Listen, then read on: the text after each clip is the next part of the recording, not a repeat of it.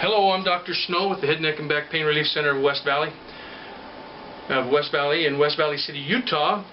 Chiropractic physician, author of the book Sick World: The Story of Modern Day Slavery. I'm here with my assistant Ethan, and we're going to talk today about one of the other tools that we use in our vehicles for safety, and that is our headrest. Well, commonly known as a headrest, but I want you to know this is a headrest. What we're going to be talking about is the head restraint. Now, the head restraint is that thing that sits on top of your seat in your car right behind you. And commonly we think of it as a headrest. But if we know what it is and treat it for what it is, it'll do a good job for us, and that is it's a head restraint. The purpose of it is to keep our head from whipping back over the seat when we're hit from behind during a vehicle accident. So positioning this the proper way is key to it doing its proper job.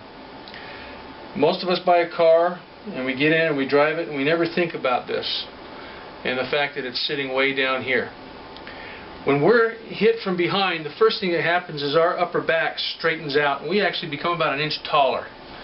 And then as that seat pushes forward onto our spine, and then it pushes through us and we whip back and we whip right over that, and that head restraint then becomes a fulcrum to create more injury in the cervical spine. So we want to position this up. On the back of your head there's a bump right here. It's called an external occipital protuberance. You want to position this so that the center of your head restraint is at the level of the external occipital protuberance, or your bump on your head. We'll just call it that. So that when you are hit from behind and your spine straightens out and you become taller, you still can't extend over that. Now, the other thing you want to do about positioning, and not all vehicles will do this, but a lot of them will, is allow you to move it forward and tilt it forward and backward. You don't want to have a lot of space. You can have it elevated, but if there's a lot of space between your head and your head restraint, it won't do its job.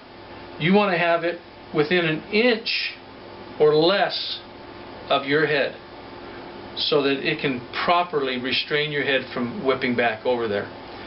So go out to your vehicle, make sure your head restraints are elevated to the proper height, and make sure, if you can, that there's not too much distance between your head restraint and your bump on your head. Again, this is Dr. Mark Snow with the Head, Neck, and Back Pain Relief Center of West Valley.